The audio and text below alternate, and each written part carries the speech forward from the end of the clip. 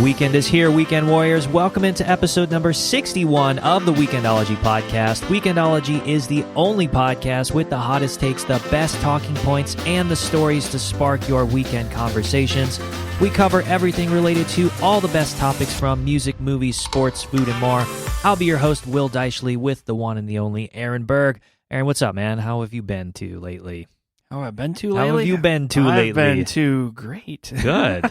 Having a good week? Fantastic. It's always a good week on Weekendology. I mean, yeah, every day's a good week on Weekendology. Because the weekend's here, baby. We have one episode for every week of the year. More than that. Almost. We have 60 episodes, so... We skip around. But we've been at it for like a year and a half now. It's been over a year and a half, and we've got 60 plus episodes, so...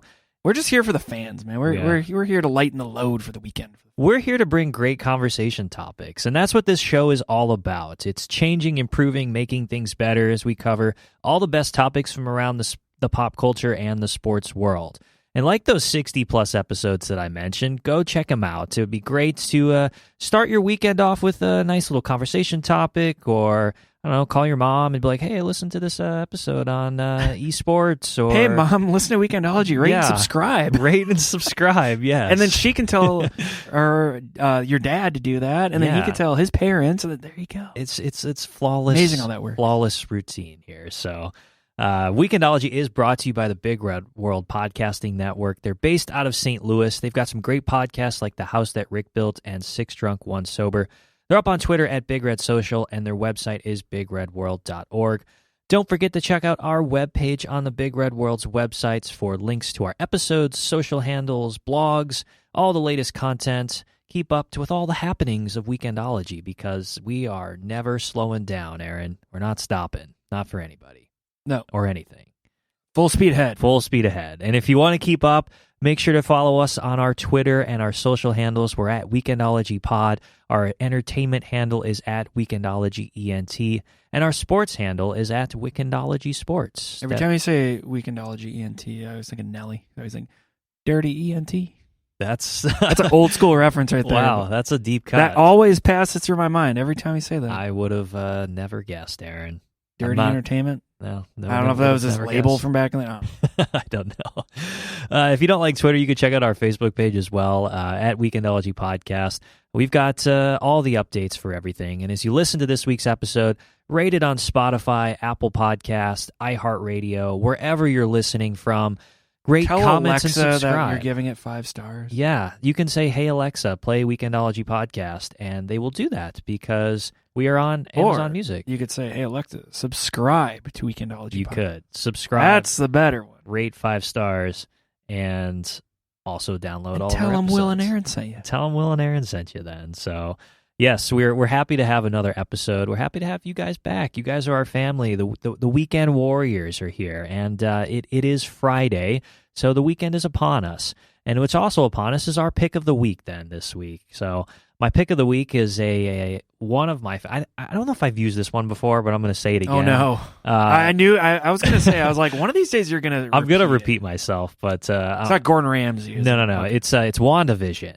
I don't think you've. I don't think I've said it, so I think I'm in the clear for it. But it's easily. If you follow Will on Twitter, you know he's like this. Yes, I've seen your diehard opinions on. Yes, you will. You'll hear my thoughts and opinions on it. But WandaVision is easily becoming one of the best Marvel shows I think that are out there, and it's almost like a ritual for every Friday night for me to just. All right, new episode is out. Time to watch it for the last month and a half. Yeah, pretty much. Weekendology's out. WandaVision's out. Yes, morning for Weekendology, WandaVision in the evening. Then, but have you seen it? Have you checked it out yet? Nah, the billboard was right outside our apartment, and I kept seeing it, and I was like, I don't know, it looked too weird for me. Nah, it's good. I'm also not like into the Avengers like you are though. So true, but also everyone's ripping on it. Well, that's because it's very unique. Like, it starts out as like a sitcom-based show. It's like a 30-minute sitcom, and then like the 3rd and the 4th episode have now become like the true Marvel and everything. So it gets much, much better, and it's really, really good. So if you want to keep up with the Marvel universe, go check out WandaVision. Why are people hating on it so much? Because it's so different. and Marvel's never done like a 30-minute sitcom because it's not show. cookie cutter Avenger BS every Pretty year. much, like, yeah. It's a little risky. It is very risky. Like it's different, but it is it's a truly unique type of show, which is why it's going to be so good. So it's on its fourth episode, and they're like 30 minutes each. Is it a show that like it's going to be capped on? They can only do a couple seasons because it's within a storyline, or can they keep this thing going for 10 years? So it's basically giving the Wanda and Vision characters their own movie, but expanding it into, a 3-hour or 4-hour type of thing and different types of episodes then. So they're telling a longer story with it. It will directly lead into the next movies though. So if you keep watching the movies, you're going to need to watch the Disney Plus shows in order to stay on top they of just it. keep you I coming know. back for more. It's just a vicious cycle. Figure that out on the hamster wheel. But yeah, WandaVision is my pick of the week. I'm very excited for tomorrow or tonight's episode, I guess. So nice. Yeah. What's your pick of the week though this week, Aaron? I have a very interesting pick of the week, and it's kind of your pick of the weeks are always interesting. Yeah, well, this one is very interesting. It's kind of melancholy and kind of like. Oh, that's depressing. Is it gonna be sad? Yeah, but it's happy. All about happiness. It's happy at the end. It's happy. All right. Good. Go for it. So, have you heard of? Because this is crazy because it didn't hit me when I first heard his name. You probably haven't because you hate baseball so much. Have you heard of Drew Robinson? No, I have not. Played on the Cardinals for a hot honest. minute, and he played on the Rangers. Okay. I remember him on the Rangers specifically. Like crazy, I remember who this dude is.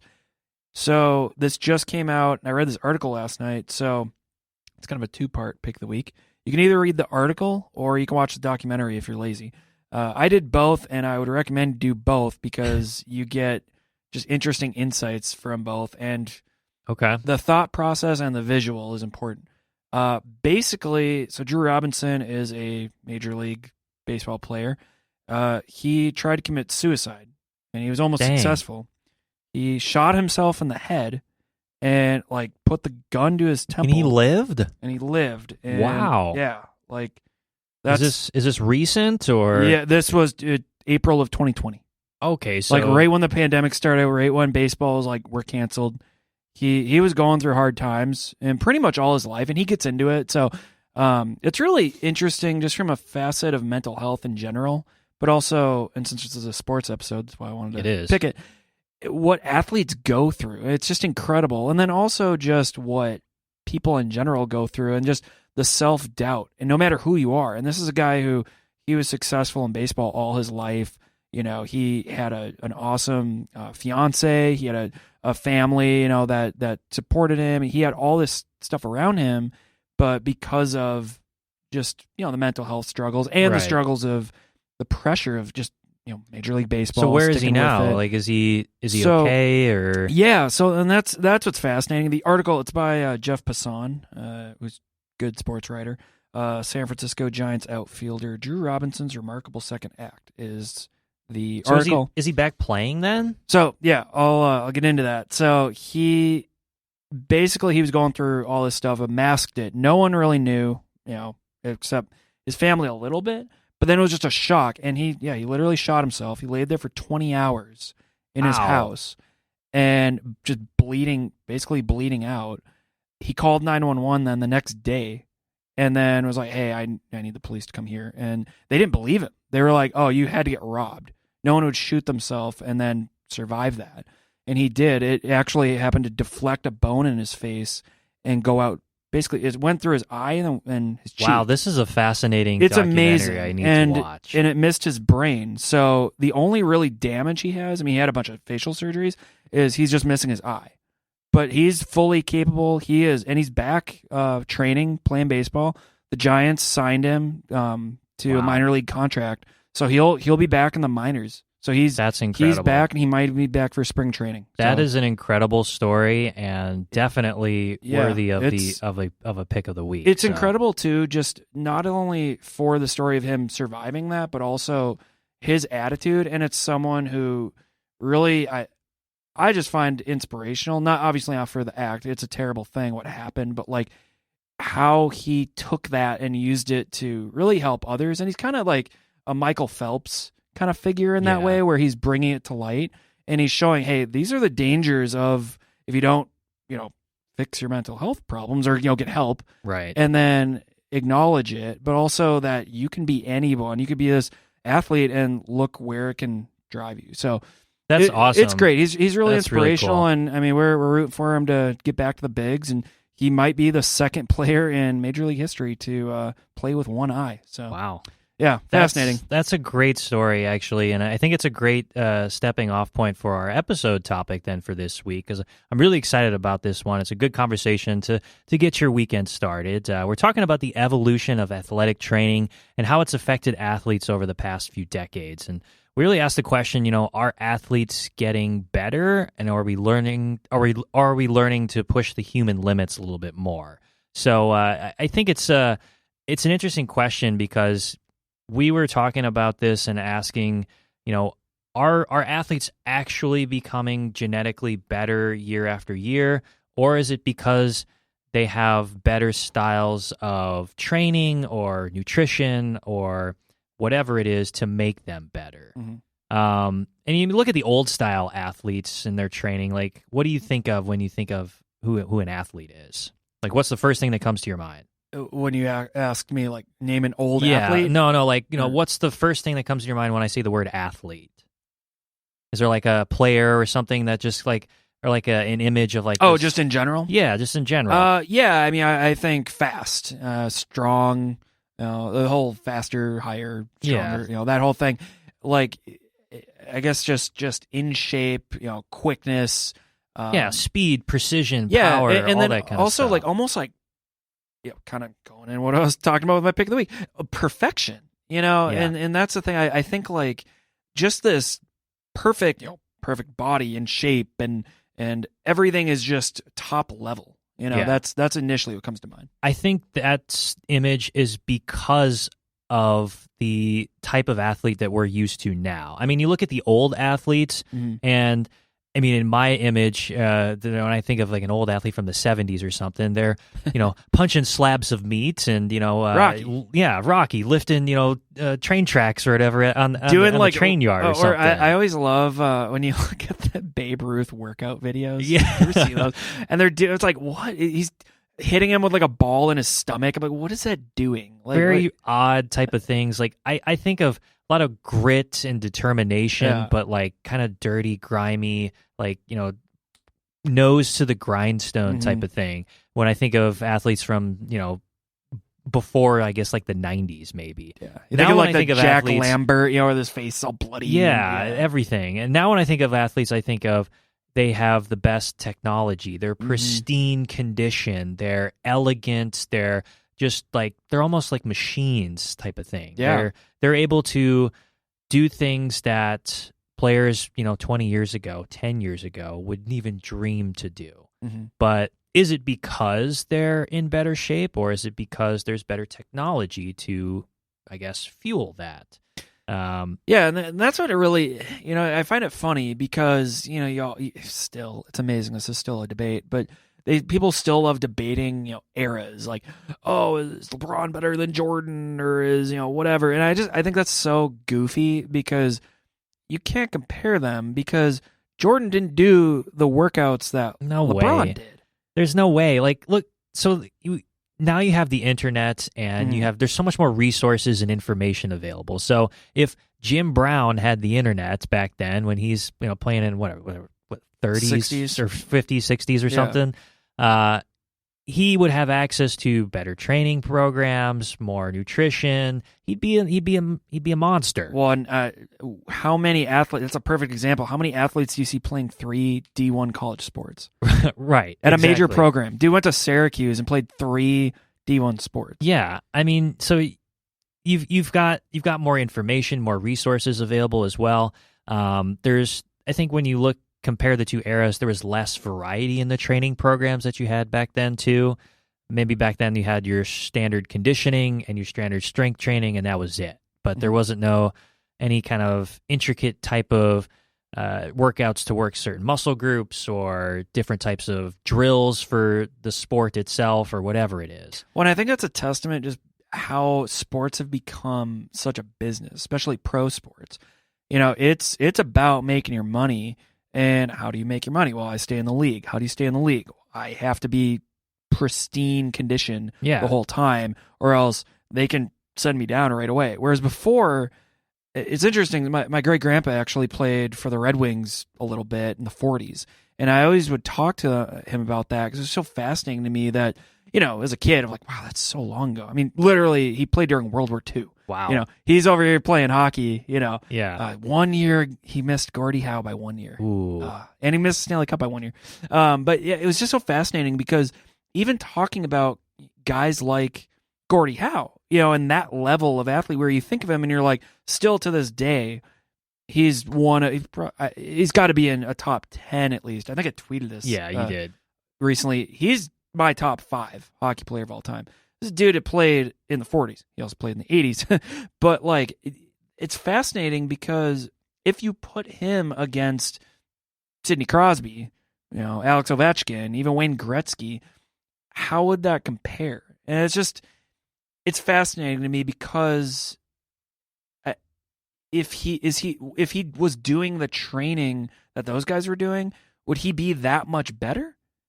Or is it because he was playing where no one else was doing that training, no one else was that big, right? So it's an interesting question too. I mean, Babe Ruth's training program was slamming some hot dogs and drinking some beer during the game, whereas Bryce Howard's training program is so much more advanced. I don't know what he does. He goes into the cryosphere, or he goes into the hydro. The pools and everything, like the infinity pools. And that's interesting. You bring that up. I remember watching Hard Knocks, and they were showing James Harrison and all these guys, athletes, that just take a beating every game. They're playing D line. Yeah, they're punishing their bodies, and it's just like, and it makes you think. So, because for this question we're posing, I don't know if there's a right answer, and I'm on the fence with it because if you look at that. If you had that technology where you can rest up like that right away, I mean, you're ready for next week with that beating. Guys in the 70s, Terry Bradshaw takes a hit. He's, and guys would come back and they're just like, oh, I'm fine. I'm good. Yeah. However, these guys today are getting hit by much bigger, faster, stronger people. So you could make that argument too and say, well, the guys back then weren't taking the beating they were, so it wasn't as hard. Yeah, I mean, I think there was less, the talent pool of the general players back then was so less than what it is now. Right. There's all of these athletes are true specimens. Mm-hmm. Like, they are ready to kick your ass, and it will take names. They will take no prisoners for anything. So, but do you think if you took the lowest level, what sport do you want to do? We'll do basketball. Basketball, okay. Yeah. If you took, I don't know, Doug Christie or something. Yeah, there you go. We'll go Doug Christie. That's my boy. But wow, that's a good job. Yeah. If you took Doug Christie, sure, and put him against Oscar Robertson, I know that sounds shocking, but I think they could take each other one-on-one. I know that's going to cause a lot of craziness out there, but think about that though. Doug Christie, and I wanted to find even a more recent example in that because training's even evolved more, but even him, he was in the gym lifting weights, and doing all that stuff and hill sprints and crazy stuff, and scientific training. I don't know if you can compare Oscar Robertson to Doug Christie. But why? But why? I think is it the name? Because this is my opinion here. I think people nowadays freak out about that because the names have become so just stuff of legend, and so it's like you never watched Oscar Robertson play. No, but if we're comparing it to the training programs available, I think we got to take more of a bad vintage player or an average vintage player and compare them to a fairly star-studded modern player. So I don't know. That wouldn't even be a contest. But if you give Doug Christie the resources available that are available to some of the modern day players, would he be even better or be able to play longer because of that? I mean, you got personal trainers, they're everywhere. Mm-hmm. You've got right down to the science of nutrition, and you've got personal chefs. There's the hydro training. There's the cryo training for muscle recovery. You've got electric stimuli for muscles. You've even got apps and technology to track your form, to track the type of I don't know, whatever it is that you're doing. Things you don't even know about. Yeah, like for baseball, they have an app where they can track the direction and the angle of your swing, and then they can compare that to the type of pitching that's out there. One of my buddies actually just got a job doing that. Like he's working for a company who it's a golf and baseball company, and they're doing exactly that, and I didn't even know that existed. Yeah. And they're looking at, like, not even just for pros, like just for everybody on, this is how you swing your club and all the analytics, and then you can make little tweaks. How many more home runs do you think Babe Ruth would have hit if he had access to that technology? Right. Be like, hey, you're dropping your shoulder, at 22 degrees or whatever. Raise it up, choke up, and then because of this video evidence, then your swing follows through more, and you've hit, I don't know, 80 home runs. I would venture to guess, and maybe I'm wrong, but I don't think anyone's going to call me out, because I don't think we have any listeners who are around in the early 1930s. No, but probably not. But I'm going to just say that Babe Ruth didn't have anyone. He didn't have a hitting coach. He didn't have, or if he did, it wasn't like a true hitting coach. He didn't have someone, hey, lift your elbow up a little more, do this, do that, like real specific things. Right. They were just like, hit it harder. Like, so do you think, like, going back to Doug Christie then, if he had access to the, hydro training and the recovery for muscles. Are you using Doug Christie as like an old athlete? I don't know. I'm just, I thought that was our new example. Oh, who's our old era athlete then that we're using as example? When was Doug Christie? Like, he was like what? Like 2000s, early 2000s, I guess 90s. But that's kind of the era that you got to compare it to, because they didn't have the cryospheres that they did back then, or they didn't have the applications or the technology that we're talking about. So you're trying to find like an old, like an old athlete who wouldn't have access to any of this technology or any of these recovery programs.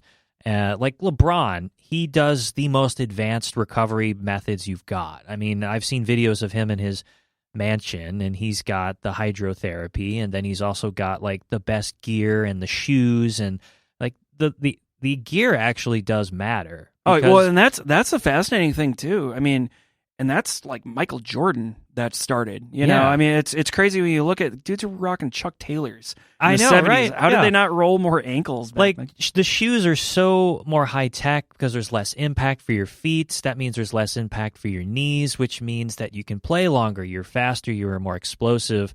So give Doug Christie the best Air Jordans. I got a guy for you. Okay.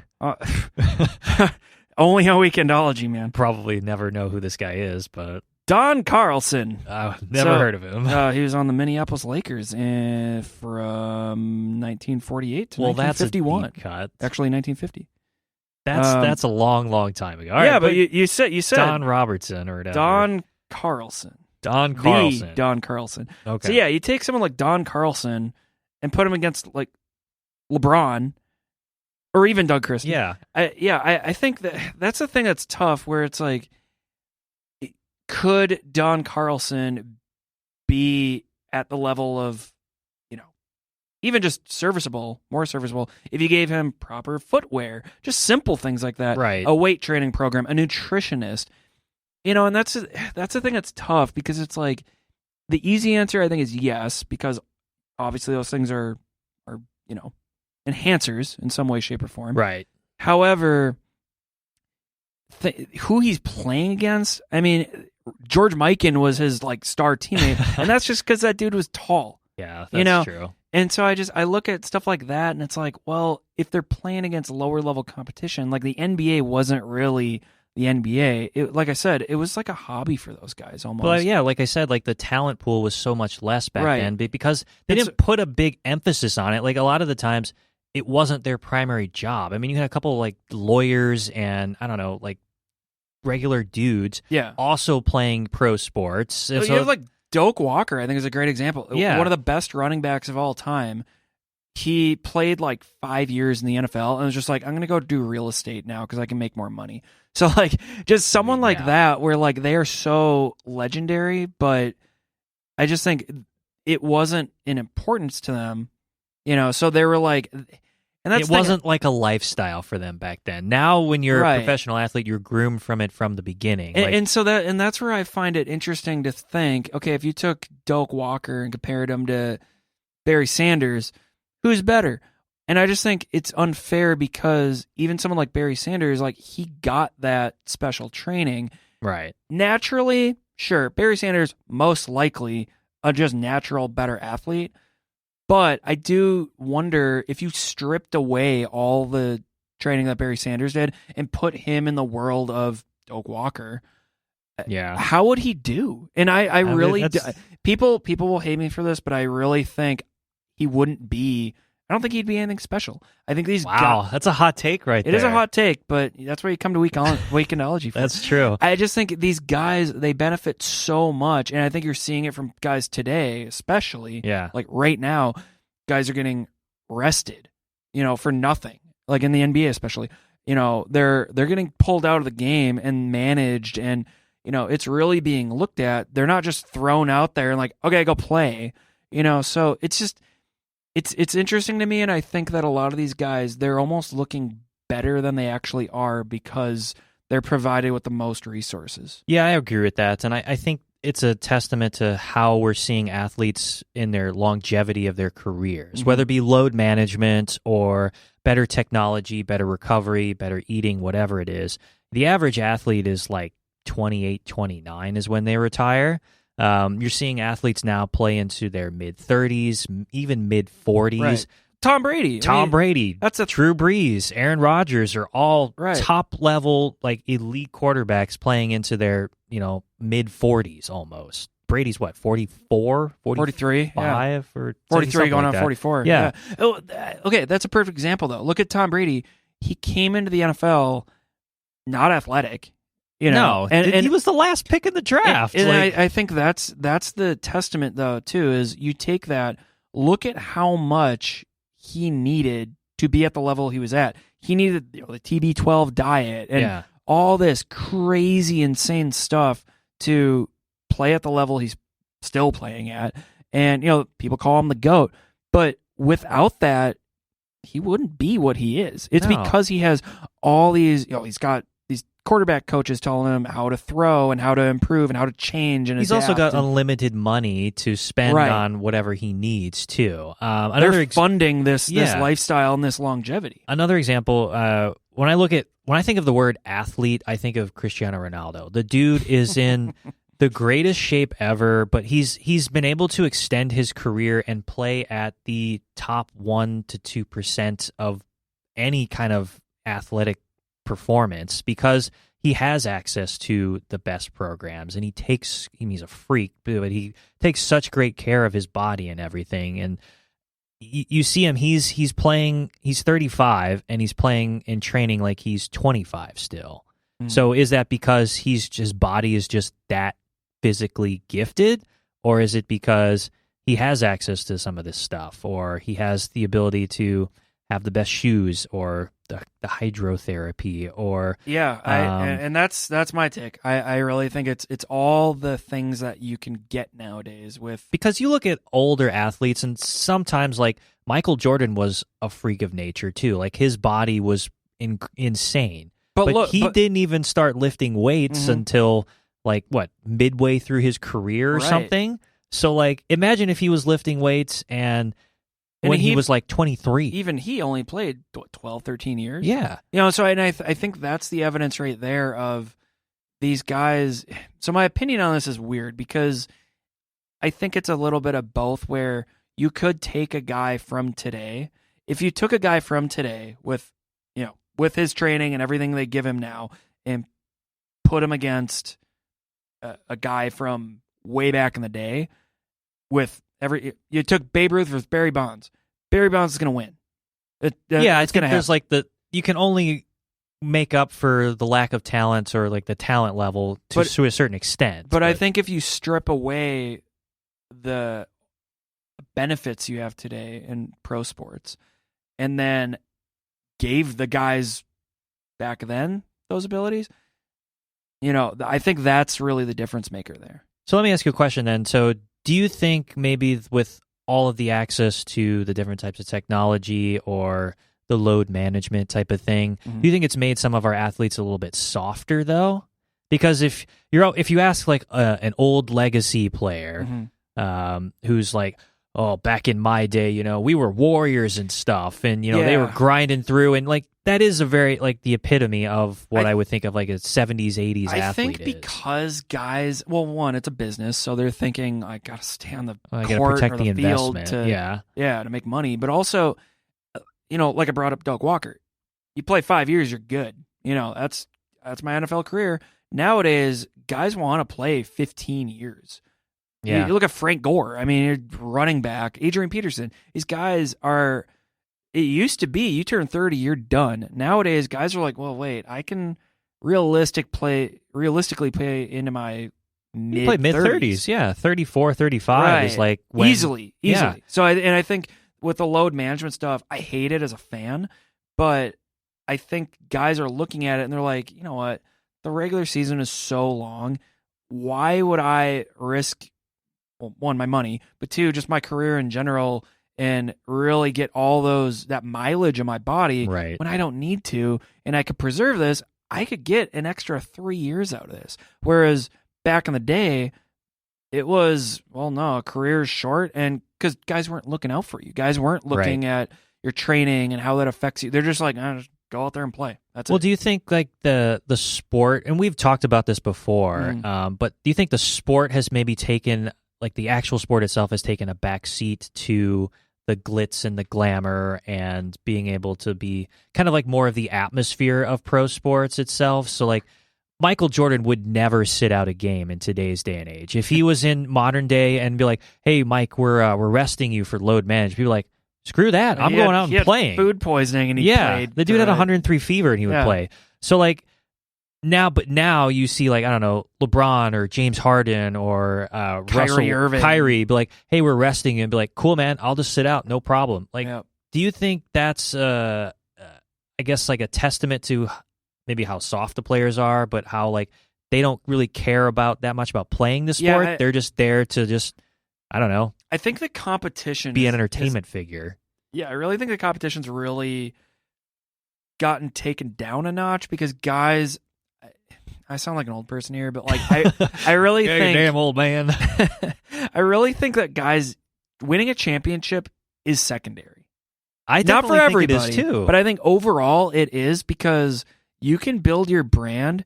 You can be JJ Watt. You can play on a just awful team, and I'm not saying he's like the Super Bowl is not his main goal, but I'm just using it as an example of you can be him and be just an incredible individual player and play on a garbage team and still get endorsements, still be super popular. I mean, we saw it even with guys like Kevin Garnett. He didn't need to win that championship in Boston. We saw it with Allen Iverson. These guys, and again, I'm not saying those guys specifically like didn't care. Obviously, they cared about winning championships, but you could be them and still have your brand, have people want you, have I guess James Harden is a good example of that. He's still James Harden. He's still the beard. He's still got all the money. I generally don't think Harden cares if he wins a championship or not. No. He just wants to get paid. And he's just there like to play as long as possible, and that's about it for him. And I think they want to win, but like I said, it'd be great if they did. It's not the drive that it used to be where it wasn't like Charles Barkley where it's like if you don't win a championship, that will follow you the rest of your life. People will bring it up. I really think, especially like the next generation, people won't bring that up. They're not going to be like, well, he didn't win a championship. It's just going to be, was he popular? Did he have a bunch of endorsements? Did everyone know who he was? It's those sorts of things. Well, I think it goes to show, like, even though the talent pool of a lot, like the overall aggregate of players wasn't as great back then, I think there was more pressure to compete or maybe to win and to really play as hard as you can. Yeah.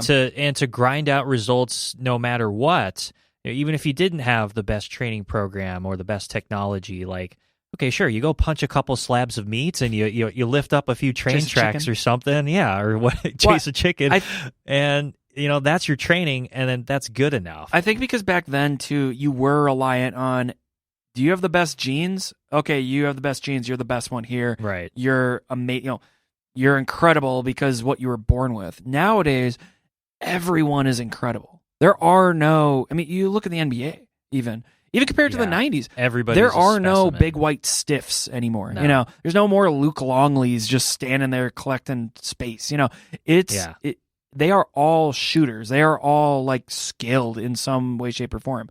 Same with hockey. There's no just goons out there. Derek Bugard, hey, go hit that guy and start a fight, and that's it. Well, it used to be that athletes were like their body types were fitted to the niche of whatever position that they were good at. Mm-hmm. So, like the big white guys would be in the center, right? Or they were the goons who were good at fighting. You played a role, and you just did that because there was the star player. I was like, "Hey Arnold," and pass the ball to Tucker. Yeah, you know, you had the Tuckers. You had even in the 90s. Hey, it's Michael Jordan. Get the ball to Michael Jordan. Right. You know, nowadays.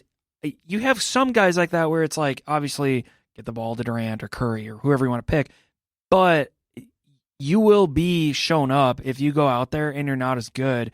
You can't just be a basic role player because everyone is so amazing. Everyone, like we said, has these just incredible training methods and takes care of their body and blah, blah, blah, blah, blah. Whereas you look at, and I like using more of the example of like the 50s because back then you didn't have just a bunch of pure athletes. You had guys who were average dudes, just working in the mailroom and then going to play. You had Joe Namath, who was Joe Willie Namath, and just incredible. And then you had, a bunch of, hey, we block and we just help out Joe and get him to, win his guaranteed Super Bowl, and that's what we're here for. So I want to talk about like the actual technology that goes into some of the sports. It was the TED Talk that that we watched, and it was really, really interesting because they were talking about how certain types of technology, like the bikes that were used in the Tour de France, the longest distance cycled in 1972 was like 30 miles at 3,000 feet or something. The record was broken in 1996 by I don't know. It was a really, really fast time that they had, but because it was broken. It was because of a more aerodynamic bike, better technology, carbon fiber frame instead of aluminum or, it wasn't so much frame. The athlete, it was what he was using. Or the example of Jesse Owens ran on a surface made of wood ash for, was it the 100-meter dash or something? Yeah. And then Usain Bolt ran on engineered carpet. So like Jesse had to dig into the surface, and that means that he had to put more energy into that, which caused his time to be slower. And then, I mean, I'm not taking anything away from Usain Bolt. The man's the fastest man alive. But, like, give Jesse Owens, the same material. It's less impact, less resistance. I don't know. Maybe he'll equal his time or be a little bit better. I mean, Usain Bolt didn't have to run away from Nazis, so there's a little bit motivation there at Jesse. But yeah, but I mean, does gear help make the athletes better? Does it increase statistics? Does it make it maybe not? They're not better talent wise, but because they have the access to this, it makes it appear that they're that much better though. So and that's what I struggle with. I feel like I'm just talking in circles with this because like it's tough, man, because I just feel like you look at some of these guys like Jesse Owens. I'm just gonna go with just the athlete, not what he stood for, because obviously that man is incredible just in his own right of what he stood for. But like just pure athlete, Jesse Owens. I feel like people talk about these people based on the legend, like I said in the beginning of the episode, of like who they think they are, but are they really as good? But then you could look at guys of today, like Usain Bolt, where, like in the TED Talk, Usain Bolt would have only beat him, by whatever, just a little bit, a hair, an infinitesimal amount, which is incredible to think about, because then it's like, well, from that standpoint, Jesse Owens and Usain Bolt are pretty neck and neck, right?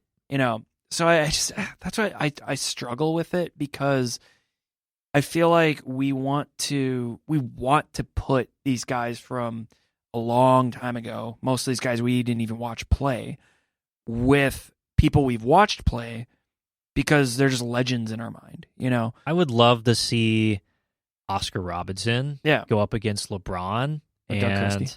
or Doug Christie. Doug Christie, man, he could hold his own on defense. He could, yeah. I know he's not like a slouch by any means. I just picked him just because he was he wasn't like a superstar, but he was like an average player, from, 20 years ago or something. But I'd love to see like Oscar Robertson go up against LeBron or somebody equal of his like playing area with the, give Oscar Robertson the same training. I think the best way to settle this would be Oscar Robertson would crush anybody if he was given the same resources as these modern day players. I would rather see them not both work out. I would rather just see them sit on a couch for 2 months and just eat chips and just like James Harden. Yeah, the man came back from the break or whatever from the offseason, and that he was like Fat Santa or something. Yeah, man, hitting the strip clubs, just having a good time. Yeah. Do the James Harden. He was doing the Oliver Miller training there. Oh man. But yeah, do that and then play against each other. I'd love to see that. And that's the thing too. It's tough because like obviously genes have played a factor, and like the evolution of people, and the athlete, and the attitude of it, that all plays a factor also. But yeah, it's so hard because obviously the games are so different that they're playing. So I think the attitudes of how to play the sport factor in there too. I mean, do you imagine the verbal abuse that Michael Jordan would give out to some of these players for not playing defense or taking a play off or something? Steve Kerr in the face. He would literally eviscerate them. He punched. It's crazy. I could just see like Michael just yelling at James Harden, be like, "What are you doing? Like, pass the ball, or why are you so fat?" Or he would just totally. He would drive him everybody out, like he would get him off the team. He totally would. He'd be like, I can't play with this guy. But like, I think that's to a testament to what you said is the style of which the game is played, not just NBA, but NFL, NHL, whatever it is. They're all so much different now than they were back then. You've got speed, precision, power as the main, I guess, images that flash through your mind when you think of the sport. And then back then, for me, it's just the grinded out, nose to the grindstone type of thing. Well, and that's the thing too. Yeah, I think is really interesting because you asked me, are guys softer today? The short answer is yes. And I think it's because it's less of a desperation. Because you think about it, you could play 3 years and be cut, never play again, and you'll be okay. Yeah, because you make $100 million or something, and you're like, it's fine. Back then, it was like, hey, like, I love doing this, and I just want to win, and I'm a crazy competitor, and I don't even care. I'm not doing it for the money. You know, they're doing it for this other purpose. So I think that pure grit and will and determination and, that raw work ethic, I think that's what made these guys such great athletes, And I think that, and then certain athletes like a Babe Ruth type, that was just hey, I'm just naturally better at this than you are, so sorry, that's how it is. Whereas today you get some of that, but those guys get spotted right away because if you don't train hard, well, everyone's training hard, so you're going to be spotted and you're going to be out. I wonder how many championships Jordan would have won if he had the best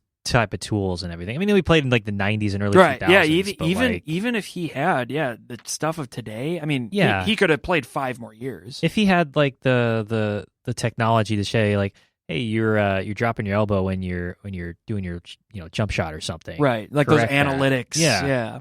Like, I don't know.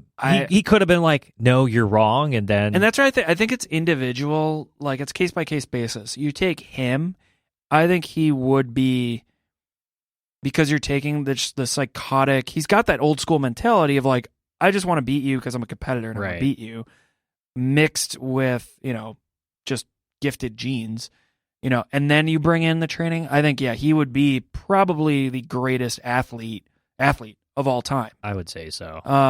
Whereas you take a guy like LeBron, even, I don't think LeBron has that killer instinct. He's got the, I want to win, but he's not like, if he loses, no, he's not. He doesn't different. Have like the, I'm not saying he's not to win at all costs type of thing. Like he is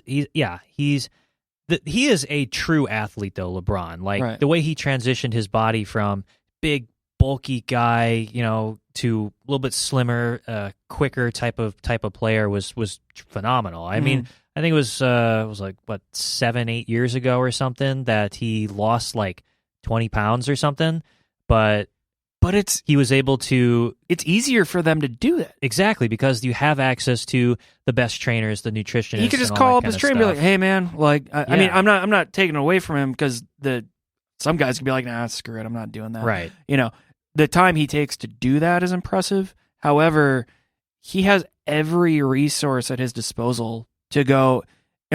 Well, I can't go and be like, "Hey, I want to add 30 pounds of muscle." Right. Here I go. So he can just call people up and be like, "Hey, create me a plan to go do this," and then boom, I'm there. Yeah, there you go. He has access to that. Charles Barkley, I guarantee, would have won a championship if he had the access to some of those trainers and stuff. He wouldn't be Charles, fat. if you lost 10 pounds and we worked on your speed and conditioning, we can get you an extra, 10 minutes per game, which is an extra 12 points per game, which means he's won a championship or something. I don't know.